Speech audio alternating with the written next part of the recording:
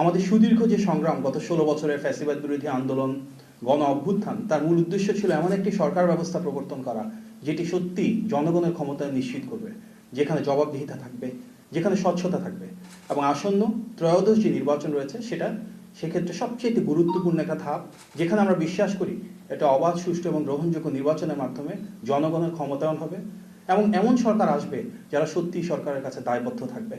আমরা সবাই মিলে এমন একটি বাংলাদেশ গড়ে তুলব যেখানে মানবাধিকার থাকবে, বাক স্বাধীনতা থাকবে, আইনের অনুশাসন থাকবে।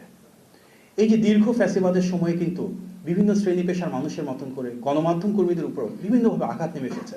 আপনারা অনেক ক্ষেত্রে সত্যটা প্রকাশ করতে গিয়ে বাধাগ্রস্ত হয়েছেন। অনেক নিউজ পেপার আছেন, অনেক জার্নালিস্ট আছেন, অনেক এডিটর রয়েছেন, আপনাদের উপর হামলা, মামলা, ক্লোজার সবকিছু হয়েছে। আমরা বিশ্বাস করি গণতান্ত্রিক বাংলাদেশে যারা সংবাদকর্মী রয়েছেন, যারা গণমাধ্যমে রয়েছেন, আপনাদের প্রত্যেকের স্বাধীনতা এবং অধিকার ইনশাআল্লাহ ভবিষ্যৎ সরকার প্রতিষ্ঠা করবে। আমাদের আজকে যে নির্বাচন পরিচালনা কমিটি মিটিং হয়েছে, এখানে অনেকে আমাদের নেতৃবৃন্দ রয়েছেন যারা অত্যন্ত গুরুত্বপূর্ণ সদস্য। প্রত্যেকের ডিফারেন্ট টিম আছে এবং ইতিমধ্যে আমাদের সম্মানিত চেয়ারম্যান মহোদয় বলেছেন যে আমরা সামনেই এই টিমগুলো ঘোষণা করব এবং প্রত্যেকে নির্দিষ্ট এরিয়াতে কার কি রেসপন্সিবিলিটি আছে সেটা আরও ক্লিয়ার হবে। আমাদের মূল উদ্দেশ্য আসন্ন নির্বাচনের আগে যখন যে ইনফরমেশনটুকু প্রয়োজন, আপনাদের সাথে যে কোনো সময় হয়তো প্রেস কনফারেন্স করার প্রয়োজন হতে পারে, আমরা চেষ্টা করব এই অফিসে সেটা আয়োজন করবার জন্য। আজকের মতন করে সেখানে আপনারা উপস্থিত থাকবেন, আমাদের বার্তাটা জনগণের কাছে পৌঁছে দিবেন, সেটা আপনাদের প্রতি আমাদের অনুরোধ রইল।